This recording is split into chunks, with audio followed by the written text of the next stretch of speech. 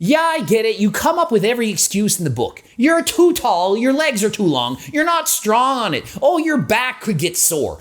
You don't want to get injured. Yeah, excuse after excuse. Look at your legs, that's why they're small.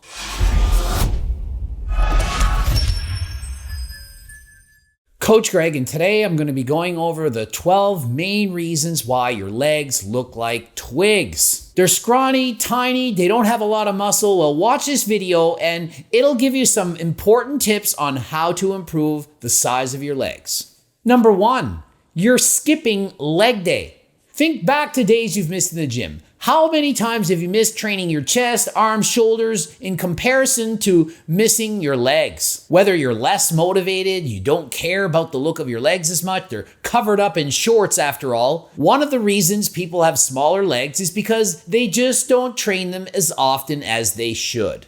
Number 2, you're training legs at the end of your split, not at the start. Consider this, push-pull legs. How many people say legs, push-pull? Or legs, pull, push? No one. And so by the time you train legs, you're already tired. Mentally, physically, you are already fatigued. So what chance do you have of training as hard as you did if you trained your legs when you're fresh? If you have smaller legs, consider training legs after a day off, after you're fresh, recovered, and mentally ready to push harder than last time. Number 3, your leg training focuses on quads, but not hamstrings. How often do people go in and hammer out their quads, but when it comes to hamstrings, they get lazy and they leave the gym early or just don't do enough sets? And just look at the views on YouTube.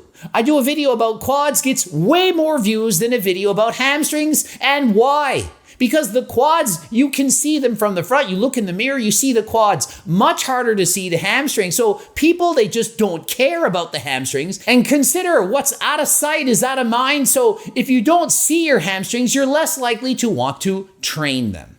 Number 4, you're not training your legs hard enough. Let's face it, it's a lot easier to push yourself on chest day, arm day, and so on. You can rep out the bench press, go to failure, use forced reps, have a spotter, but on leg day, it's a lot easier to tap out early. Also, you've probably heard all the time, you don't need to train hard, you don't need to train to failure. You need to keep your reps in reserve. Don't exert yourself, save yourself for later. Well, if you keep telling yourself that on leg day, you're simply not going to put out the effort required to build your legs optimally. Number 5, you're not squatting. Yeah, I get it. You come up with every excuse in the book. You're too tall, your legs are too long, you're not strong on it. Oh, your back could get sore.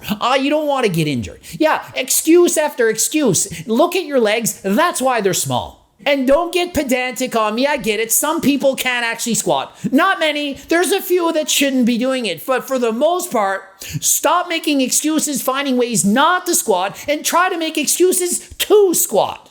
Number 6, partial reps. And I don't mean adding partial reps at the end of the set or including partial reps into your programming. I mean doing partial reps all the time. You're doing squats, it looks like you're adjusting the weight on your back. You re-rack it, someone says, hey, what was wrong? Did you hurt yourself? And you're like, no, I did a set of 10. What are you talking about? You need to do full range of motion for your reps. Whether it's the squat, the hack squat, the leg press, you name it, do full range of motion when you do your leg exercises. It's not a contest to see who can lift the heaviest weight for the shortest distance. Leave your ego at the door, lighten the weight, and do full range of motion reps.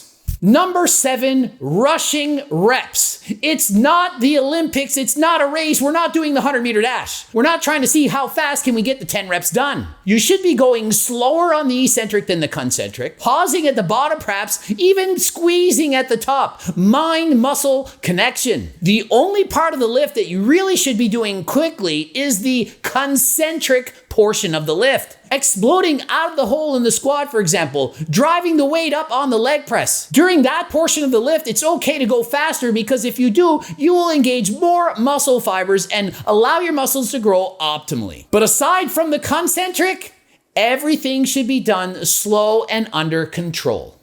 Number 8, you're not wearing a belt, and I'm not talking about on the leg press or leg extensions. I'm talking about exercises where the weight is on your shoulders, like in a squat. Wearing a belt allows you to stabilize your core and brace yourself for the lift, which allows you to lift heavier weight under control and minimize your risk of injury. What it doesn't do is give you an excuse to throw on way too much weight that you can't handle and use improper technique. So my advice, do your warm-ups without a belt and save the belt for when the weights get heavier. And what kind of belt, you ask? Well, powerlifters, they use a 4-inch wide belt. That is the width of the belt I'd recommend, and somewhere around 10 to 13 millimeters of thickness. And number 9, doing too much high impact cardio. For example, jogging or running or doing HIIT cardio. Doing this places a great eccentric load on the muscle, causing muscle damage. Your body then has to recover from cardio as well as the weights. Not only that, doing this kind of cardio, it fatigues the muscles, makes it harder to train hard when it is time to train your legs. So don't expect to have big legs if you're doing too much running or HIIT cardio, as it makes it too difficult to recover from both.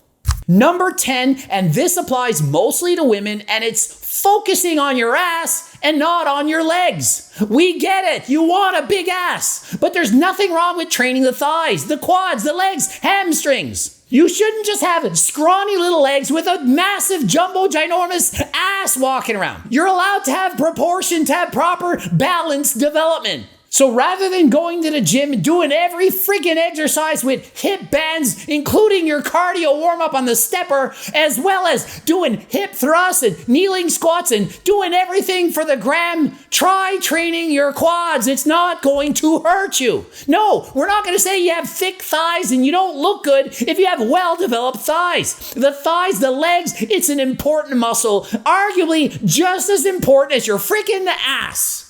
And number 11, you lack the equipment to train your legs, or you simply avoid doing it in the first place. How many of you have home gyms and you have every machine possible to train your upper body, but when it comes to legs, all you got's a dumbbell or a kettlebell? You can't expect to develop massive quads that balance out your upper body if all your equipment is focused on the upper body. Yeah, we get it. You can't see your quads. Less people are going to notice that. People are going to see you in a tank top like this at the beach and so on. But if you want to have the quads of your dreams, you need to have the equipment and use it.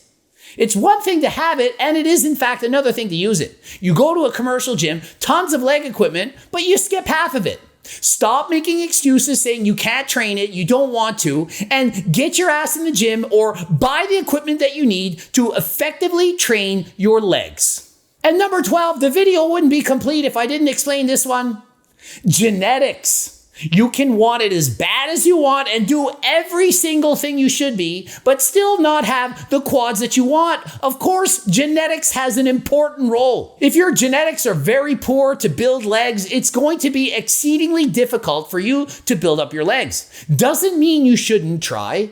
Doesn't mean you shouldn't do everything to try and build them. But if you can't build them, it doesn't mean you did something wrong. You might be doing everything in your power, doing all the training tips that you should be to build your legs, but you simply can't. Not everyone has it in their cards to build legs like Ronnie Coleman or Jay Cutler. Even with PDs, you can't simply think that if you do the right program, that your legs are going to develop as much as you want. Everyone has a weak body part, and some more than others, and if legs happen to be your weakness, you can do everything you want to do it and improve it some, but it will never balance out whatever your strongest body part is. Hopefully you learned something. Don't forget, harder than last time supplements. Please pick them up. Click the link in the description. Also, looking for ambassadors to help sell and support these products. We will pay you to do so. I have these things. It's called a cookbook to help you look better, lose weight, keep it off. Delicious, amazing recipes that keep you full. Also, coaching plans by me and my team.